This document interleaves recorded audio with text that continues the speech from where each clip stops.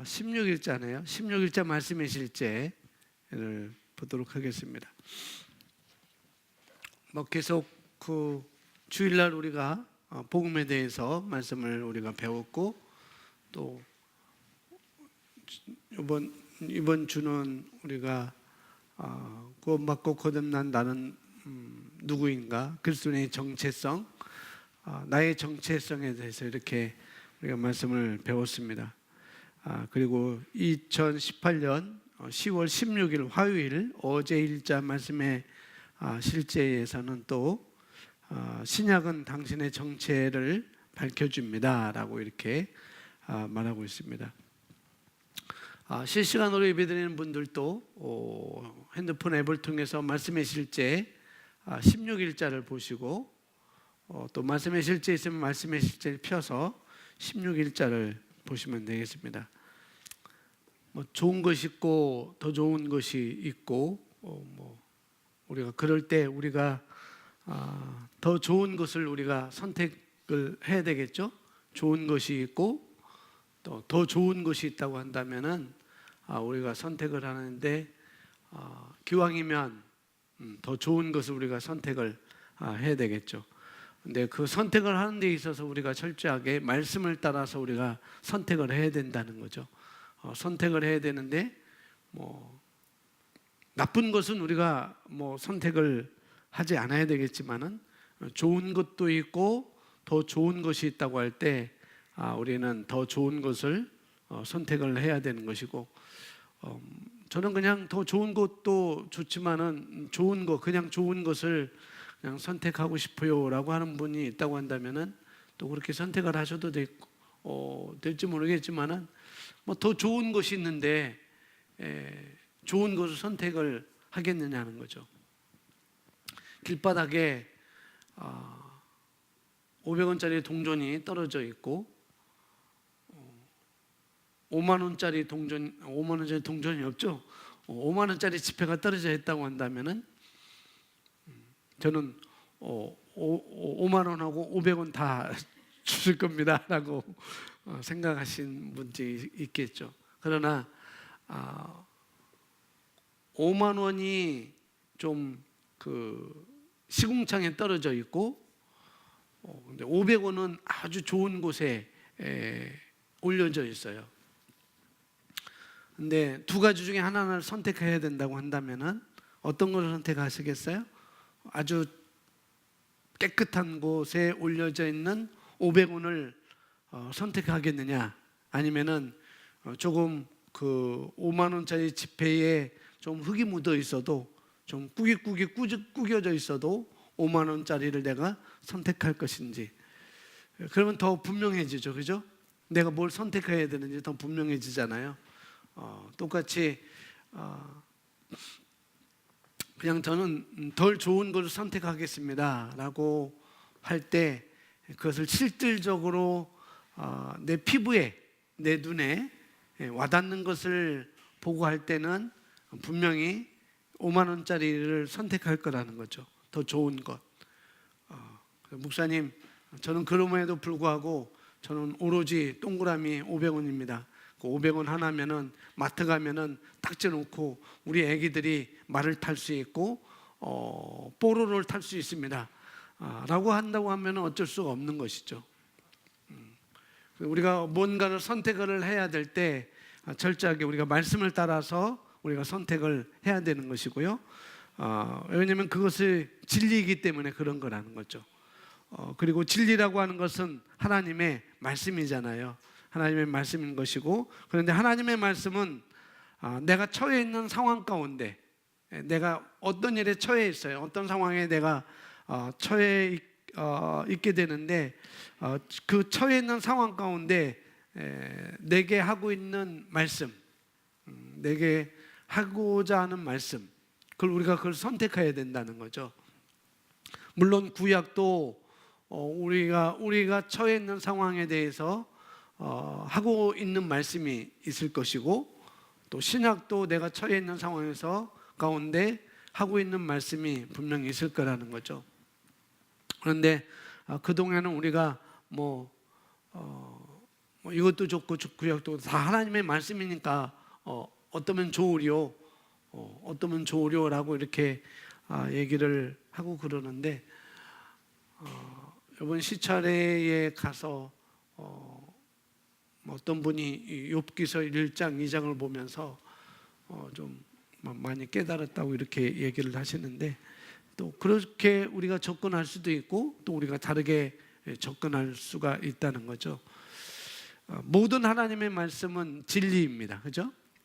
구약 창세기부터 요한계시록까지 그게 하나님의 말씀인데, 그 하나님의 말씀은 진리일진데 그 가운데서 내게 해당되는, 나에게 해당되는 것, 나에게 해당되는 내게 지금 하고 계신 그 말씀이 내게는 진리라는 거예요. 그렇게 우리가 접근하면 되겠고, 그래서 신약 성경은 우리가 누구인지, 무엇을 가지고 있는지, 또 무엇을 할 수 있는지를 정확하게 밝혀주는 말씀이라고 제가 말씀을 드릴 수가 있습니다. 제가 우스갯소리를 하나 하고 이 말씀의 시대에 들어가겠습니다. 어떤 젊은 부부에게 5살짜리 아이가 있었어요. 이 아이 이제 말을 잘하죠. 5살은 말을 잘하죠. 이미 돌지나면 말을 하게 되고, 기본적인 말을 하게 되고, 엄마 아빠가 하는 말을 따라하게 되고, 그렇게 되는데, 또 성빈 얘기는 그만해야 되겠네요.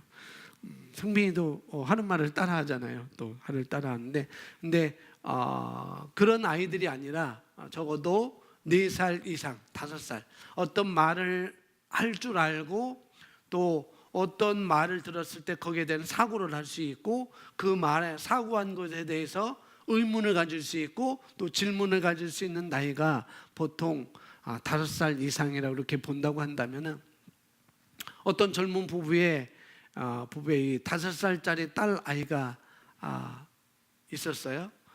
그래가지고 이 딸 아이가 어느 날 엄마한테 와가지고 엄마 우리 조상이 누구야? 라고 이렇게 질문했습니다. 그랬더니 엄마가 우리 조상은 아담과 하와야. 그리고 우리는 하나님으로부터 태어났어 라고 이렇게 말해줬죠. 그래서 우리는 하나님으로부터 태어났고 아담과 하와가 우리 조상이라고 그 엄마의 수준에서 그렇게 말했죠. 그리고 이 딸아이가 바로 앞마당에 잔디를 깎고 있는 아빠에게 달려가서 아빠 우리 조상이 누구예요? 라고 또 그걸 물어봤어요. 그러니까 아빠가 하는 말이 우리 조상은 침팬지야, 우리 조상 원숭이야 라고 이렇게 말을 한 거죠. 그래서 이 아이가 이상하다, 엄마는 이렇게 말했고 아빠는 이렇게 말하는데, 다시 엄마한테 와서 엄마는 우리 조상이 우리가 하나님으로부터 왔다고 이렇게 말하고 있고, 아담과 하와가 우리 조상이라고 이렇게 말하고 있는데, 아빠는 우리 조상이 원숭이래요, 침팬지래요 라고 이렇게 말했다는 거죠. 그렇게 말할 때 엄마는 그래, 그러면 아빠의 조상은 침팬지고 우리 조상은 하나님이야 라고 이렇게 말했다는 그런 얘기가 있어요. 창세기에 보면은 1장 26절 27절에 우리를 하나님의 형상대로, 하나님의 모양대로 우리를 지으셨다고 이렇게 말씀을 하고 있잖아요. 그것은 하나님의 형상이라는 걸 우리가 잘 알고 있듯이, 우리를 하나님은 영이시기 때문에 우리를 창조하실 때 영적인 존재 우리가 만들었다는 것이고, 모양대로는 나이크니스로 이렇게 하나님의 기능, 하나님의 그런 기능대로 우리를 창조하셨다는 것. 그래서 하나님의 기능은 다스리는 것이고 통치하는 것이고, 그렇기 때문에 우리가 그런 존재로 우리가 만들어졌다는 것, 지어졌다는 것을 성경에서 말씀을 하고 있잖아요. 우리는 영적인 존재로, 그리고 구약과 다르게 신약은 우리를 하나님의 자녀로 이렇게 말씀하고 있습니다. 구약에는 자녀라는 너는 나의 자녀고 나는 너의 아버지야 라고 말한 부분이 그렇게 없어요. 대부분 나는 너의 하나님이 되고 너는 나의 백성이야 라고 이렇게 말하죠. 성경은 우리를 영적인 존재로, 또 우리는 하나님의 자녀로 거듭난 자들로 이렇게 말씀을 하고 있습니다. 그렇기 때문에 하나님과 나와는 아버지와 자녀의 관계라는 것, 하나님과 여러분과는 아버지와 자녀의 관계로 맺어진 것이죠. 그래서 우리가 하나님을 아버지라고 부를 때 우리는 무엇이 되는 거예요? 자녀가 되는 것이죠. 누구의 자녀? 그분의 자녀. 하나님의 자녀가 이렇게 되는 것입니다. 그래서 성경을 말하기를 너희가 자녀이면 또 너희는 상속자다라고 이렇게 말씀하고 있잖아요. 그러니까 상속자는 상속자이기 때문에 우리가 아버지한테 애걸복걸하면서 달라고 할 필요가 없어요. 상속자이기 때문에 애걸복걸하면서 고군분투하면서 우리가 달라고 할 필요가 없다는 것이죠. 상속자이고 자녀이기 때문에 자녀이면 그렇게 할 필요가 없습니다. 부모와 자녀의 관계이기 때문에 그자는 상속자이기 때문에 애걸복걸할 필요가 없이 그냥 우리가 구하면 되는 것이고, 구하는데도 우리가 그렇게 구하지 않는다는 것을 우리가 알아야 되겠고, 바로 신약 오늘 제목, 어저께 제목, 신약은 나의 정체성을 밝혀준다는 것, 내가 누구이고 무엇을 가지고 있고 무엇을 할 수 있는지를 정확하게 우리에게 밝혀주고 있습니다. 우리를 자녀라고 말씀하고 있고, 우리를 거듭났다고 말씀하고 있고, 우리를 새로운 피조물이라고 말씀하고 있고, 우리는 하나님과 같은 종류의 생명을 가진 자라고 말씀하고 있다는 것. 그게 어디서 말씀하는가? 구약에서가 아니고 신약에서 그렇게 말씀하고 있으니, 그래서 우리가 구약도 좋지만은 구약을 읽지 말라는 소리는 아니에요. 구약도 우리가 읽으면서 하나님의 그 공의로우심, 하나님의 공의로우심, 하나님의 공의로우심은 하나님의 사랑을 또 이렇게 표현할 수 있죠. 그런 모든 부분들도 우리가 볼 수 있는데, 더 정확하게는 우리가 신약을 보면서 내가 누구인지, 구약에서도 내가 누구인지 말해주죠. 구약에서는 백성이고 신약에서는 자녀라는 것, 그런 부분을 말하기 때문에 우리가 나의 정체성을 밝혀주는 것, 거기에 우리가 관심을 두고 우리가 그렇게 접근하는 것이 마땅하다는 거죠. 그래서 오늘 야고보서 1장 22절 말씀에 이렇게 말씀하고 있습니다. 22절 함께 합독합니다.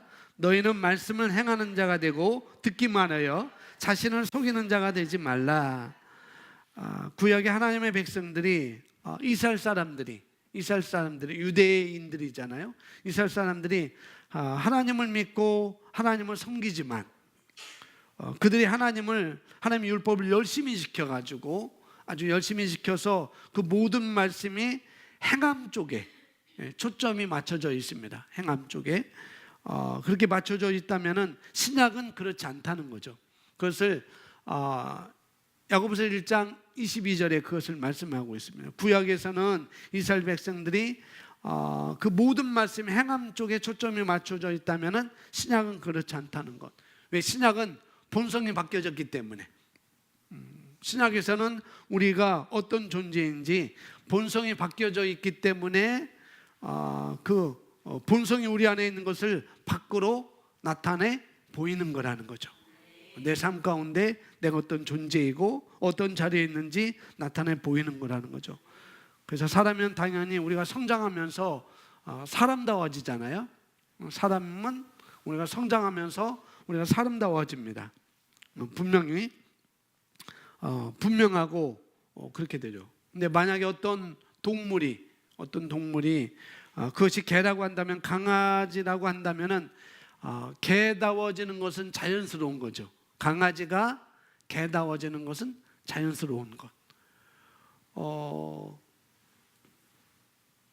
그 양육반에서 오리 이야기가 몇 과에서 나오는가요?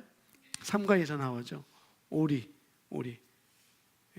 닭하고 함께 알이 섞였었는데 태어나 보니까 발도 이상하고 부리도 이상하고 모습도 이상하고 그래서 왕따를 당했었는데 결국에는 어느 날 물속에서 그 본성을 찾게 되고 그 다음에 같은 오리들 너는 닭이 아니고 너는 쪼아먹을 필요 없고 너는 왕따 당할 필요 없고 너는 날아갈 수 있고 너는 헤엄을 잘 쳐. 저들은 헤엄도 못 치고 물속에 못 들어오지만은 너는 물속에서 잘 헤엄칠 수 있고 날아갈 수 있어.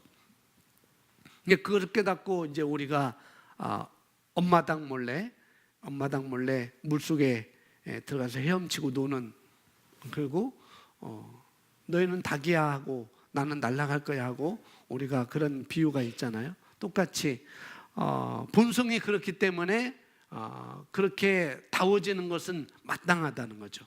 그렇게 그러면서 그것은 성장 가운데 자연스럽게 나타나는 거라는 것. 이와 마찬가지로 성경은 여기 나오는 신약 성경은 바로 하나님의 자녀가 어떤 자인지, 우리가 하나님의 자녀라고 하는데 그 하나님의 자녀가 어떤 자인지 그 정체성을 이야기를 해주고 있다는 것이죠. 근데 이게 야고보서 1장 22절 말씀과 이게 뭔 본성과 무슨 연관이 있는가? 제가 이렇게 봤어요. 도대체 왜 크리스 목사님 왜 이것을 우리의 정체성을 밝혀준다고 하시면서 왜 야고보서 1장 22절을 썼지? 차라리 요한일서 4장 4절을 쓰든지 5장 4절을 쓰든지 이렇게 본문을 선택했으면 좋았을 텐데, 우리를 상속자라고 내 안에 계신 분이 크시다고 이렇게 말했으면 더 좋았을 텐데 왜 이렇게 본문을 선택했을까? 제가 좀 생각을 하게 됐죠. 그러면서 이제 제가 MP3 시청을 하게 됐는데 거기서 이렇게 설명하는 것이죠. 이렇게 설명하십니다. 이 야고보 장로가 이 야고보서 1장 20절 너희는 말씀을 행하는 자가 되고 듣기만 하여 자신을 속이는 자가 되지 말라. 이것이 어떤 행동을 하라는 것이 아니라 그렇게 보여줄 수 있겠지만은 내가 누구인지 내 속사람에 있는 정체성, 그것을 내가 이 땅에서 내 삶 가운데서 나타내 보이며 살라는 것. 행함을 말하는 것이 아니라 나는 그런 자이니까 내 삶 속에서 그런 자로 나타내 보이라는 것. 그건 당연하다는 것을 말씀을 하고 있다는 거죠. 그걸 여기서 행하는 자가 되고라고 이렇게 말씀을 하고 있다는 거죠. 자, 내용을 보시면은 새로운 피조물에게, 바로 저와 여러분에게 말씀하는 거잖아요. 우리가 새로운 피조물이 됐다고 말씀하고 있고, 그러니 새로운 피조물에게, 바로 저와 여러분에게 하나님의 말씀은 거울이지 순종해야 하는 계명을 모아놓은 게 아닙니다. 거울이죠. 하나님의 말씀은 거울이고 순종해야 하는 계명을 모아놓은 게 아니라는 것. 그리스도인은 말씀을 실천하는 자입니다.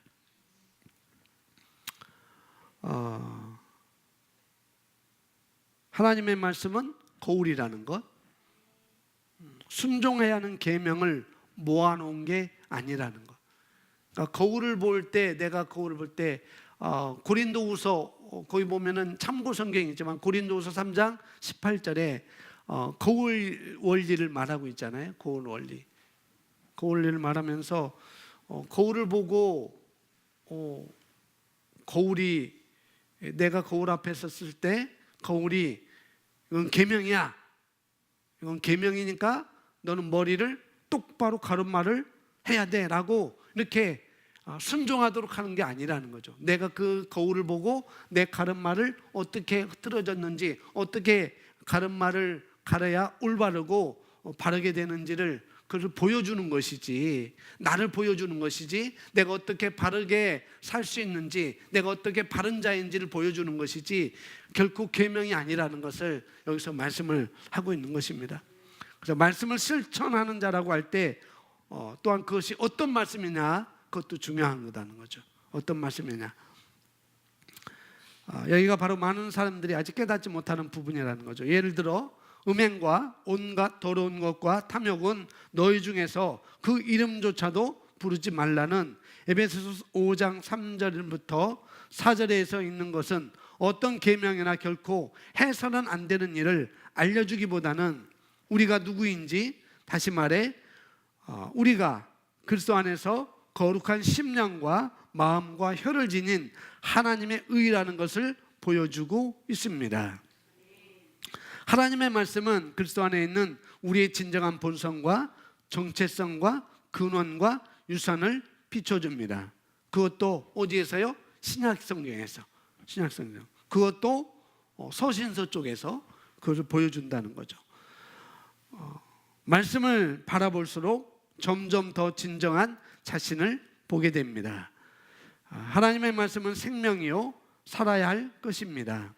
근데 예수님이 새 계명을 너희에게 주노니 서로 사랑하라. 내가 너희를 사랑한 것 같이 너희도 서로 사랑하라 라고 하신 것은 거듭나지 않은 감각의 사람들에게 하신 말씀이었습니다. 뭐냐면은 십자가 지시기 전에 하신 말씀이잖아요. 그러니까 거듭나지 않은 감각의 사람들에게 하신 말씀이라는 것. 십자가 이전에 지시기 전에 하신 말씀. 그러나 거듭나고 성령을 받은 사람들에게는 성경은 우리에게 주신 성령으로 말미암아 하나님의 사랑이 어디에? 내 마음에 부은 바 됨이니라고 로마서 5장 5절 말씀에서 말씀하고 있습니다. 그런데 지금 우리는 사랑하라는 명령을 받은 것이 아니라 뭐라고요? 사랑으로 태어났다는 거죠. 우리 본성이. 구약에는 사랑하라 사랑하라 사랑하라 사랑하라 라고 이렇게 말하는데, 예수님도 내 이웃을 내 몸과 같이 사랑하라, 하나님을 사랑하라, 내 이웃을 내 몸과 같이 사랑하라 라고 예수님께서 십자가 지시기 전에, 부활하시기 전에 그렇게 말씀하셨지만, 부활하시고 난 이후에 우리에게 하신 말씀은 우리가 사랑으로 태어났다는 거죠. 사랑으로 태어났다는 거. 그래서 구약은 죄의 본성을 가진 사람들에게 행동을 제어하기 위해서 주신 말씀. 행동을 제어하기 위해서, 행동을 제어하기 위해서 주신 율법. 이것은 그러면 행동을 제어하기 위해서 주신 율법이라고 그러면은 조금 강압적이 아닌가? 그럼 조금 이상하지 않은가? 그게 아니고 여기서는 말씀에서 벗어나지 않도록, 그 레이루에서 우리가 벗어나지 않도록, 탈선하지 않도록 하기 위해서 율법을 주셨다는 거죠. 그것을 여기서는 사람들의 행동을 제어하기 위해서 그렇게 설명을, 최사모님은 그렇게 설명하시더라고요. 하나님의 보호하심 아래 있도록 하기 위해서 율법을 주신 거라는 거죠. 근데 신약은 우리가 여기서 말하는 것처럼 사랑으로 우리가 태어났다는 것, 내가 사랑으로 태어났다는 것을 말합니다. 우리는 그런 사람으로 태어났습니다. 그리고 모든 능력이 우리 안에 있습니다. 이제는 안에 있는 것을 밖으로 나타내는 것. 신약은 이미 우리 안에 모든 것이 있다는 것을 말씀하고 있고, 이제는 그래서 야고보서 1장 22절에 그것을 실천하는 자라는 것, 이제 밖으로 나타내 보이는 것은 내가 할 일이라는 것을 말씀을 하고 있는 거죠. 그래서 우리 안에 있는 것을 알고, 그래서 야고보서 1장 21절 그 앞절에 뭐라고 말씀하는가? 마음에 심어진 말씀이라고 말하고 있어요. 마음에 심어진 말씀을 이제는 우리가 내 삶 가운데 나타내 보이라는 것, 내가 누구이고 무엇을 가지고 있고 무엇을 할 수 있는지를 내 상황 가운데 나타내 보이라고 말씀을 하고 있다는 것이죠. 그래서 그 말씀을 지식을 통해서 우리가 알고 그것대로 우리가 합당한 삶을 살아가는 것입니다. 나는 이런 자구나. 나는 이런 자구나. 어저께 또 어제 밤에 이제 예배를 드리고 또 이렇게 예배를 드리면서 또 어떤 분이 어떤 얘기를 했어요. 이제 갱년기에 대해서 얘기를 했어요. 갱년기에 대해서 얘기를 했는데,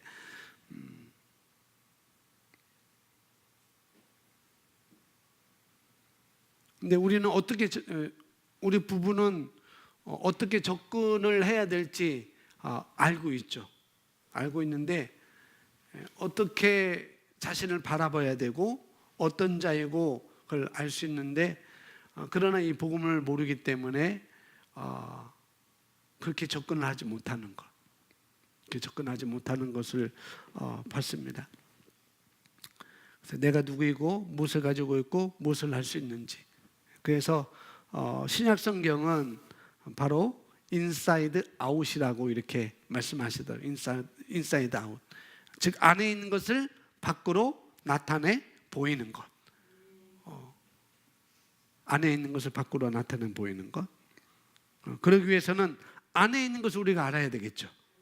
안에 있는 것을 나타내 보이기 위해서는 안에 있는 것을 내가 알아야 되겠고, 알기 위해서는 우리가 공부해야 되는 것이고, 우리가 연구해야 되는 것이고, 우리가 해야 되는 거예요. 우리가 해야 되는 것입니다. 알기 위해서. 우리 권사님도 감정을 갖고 있잖아요. 우리 집사님도 감정을 갖고 있고, 우리 혜수도 감정을 갖고 있고, 다 감정을 갖고 있어요.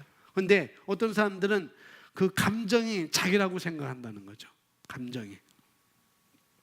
근데 감정이 내가 아니라는 거 우리가 알아야 됩니다. 감정은 내가 아니에요.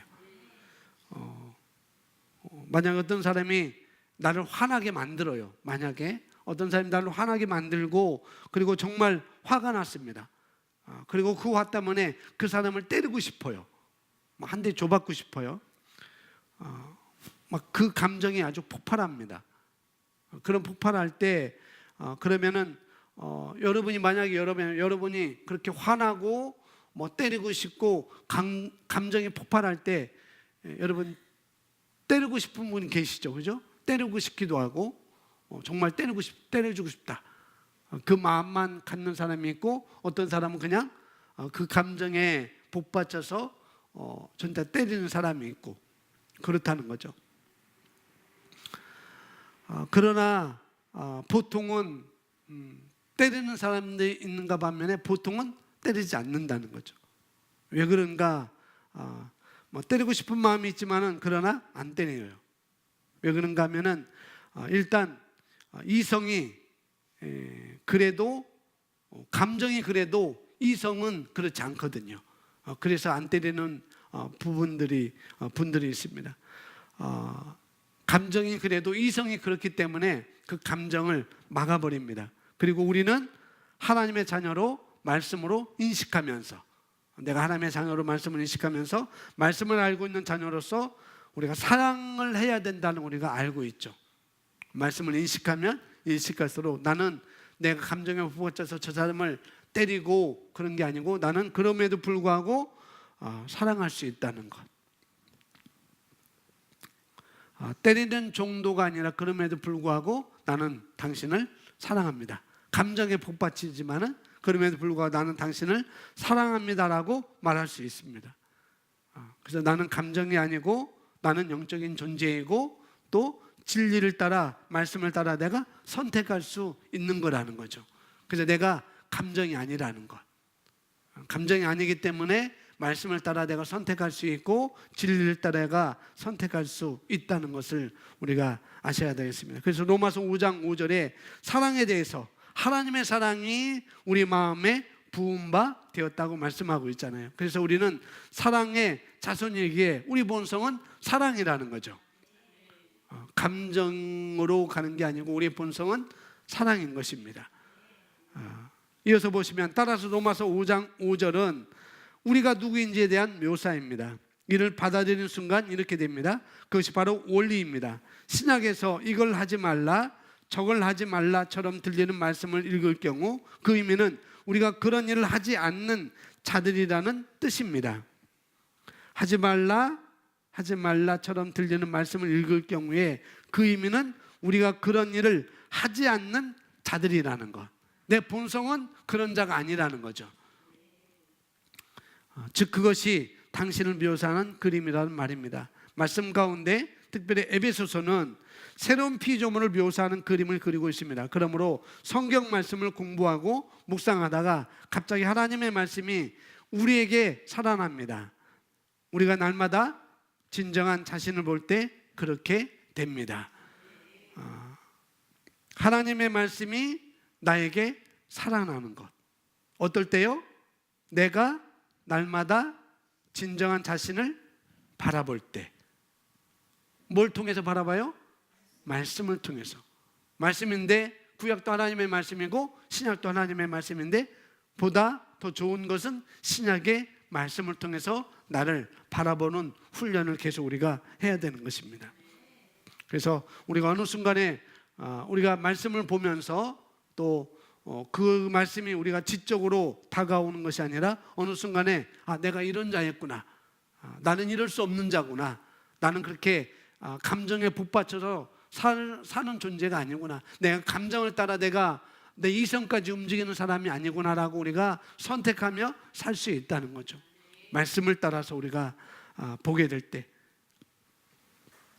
그것을 이제 어제 말씀의 실제에서는 하나님의 말씀이 우리에게 살아납니다. 여기 마지막에 하나님의 말씀이 우리에게 살아납니다라고 이렇게 말하고 있습니다. 그래서 우리가 거울을 들여다보면 들여다볼수록 말씀 안에 있는 나의 모습이 내 영 안에 점점 영광으로 나타나고 풀어지게 되는 것이죠. 마지막 말씀 안에서 자신이 어떤 존재인지 발견하고 자신의 아름다움을 깨달을 때 우리의 영광이 증가하기 때문에 이는 성장의 기적이요 말씀을 통해 끊임없이 영광이 증가하는 삶입니다. 할렐루야. 말씀 안에서 자신이 어떤 존재인지 발견하는 것.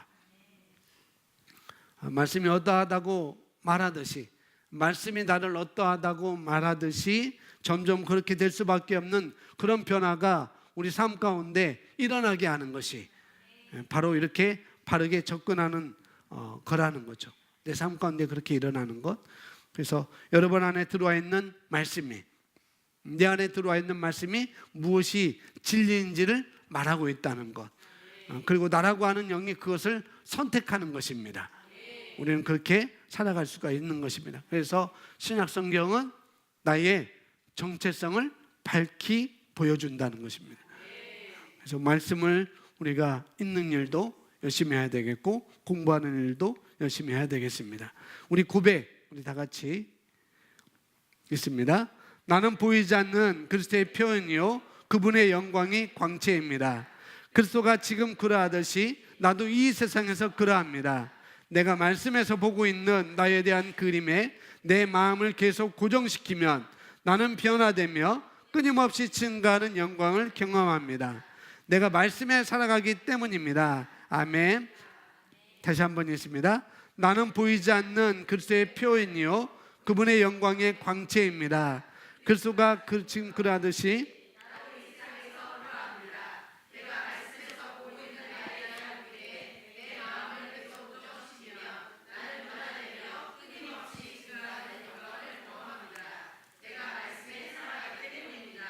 아멘. 우리가 말씀을 살아갈 때 증가하는 영광을 경험할 수 있고 내가 계속 내 마음을 계속 고정시키면 나에 대한 그림, 내가 누구이고 무엇을 가지고 있고 무엇을 할 수 있는지에 대한 그 말씀을 내가 고정시키면 우리는 변화되고 끊임없이 증가하는 영광을 경험하게 될 거라는 거죠. 그래서 우리가 그림을 그리면서 말씀에서 또 내가 누구인지 어떤 상황 가운데서도 늘 이것을 나의 정체성을 밝혀주는 말씀을 내가 붙들고 살아가는 것, 또 그걸 내가 더 알아가기 위해서 계속 거울을 들여다보면서 내가 그 말씀을 깨닫고 계시가 오도록 또 그 말씀이 나를 조명하도록 우리가 계속 말씀을 공부하는 것입니다.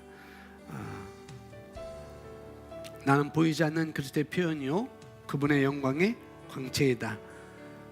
그리스도가 지금 그러하듯이 나도 지금 이 세상에서 그러하다는 것, 나의 세상에서 나의 상황에서 그러하다는 것, 그걸 우리가 고백을 다시 한번 여러분들 잘 눈으로 보시고 여러분 이 시간 함께 잠시 우리 함께 영으로 다 함께 기도하도록 하겠습니다. 우리 함께 기도합니다.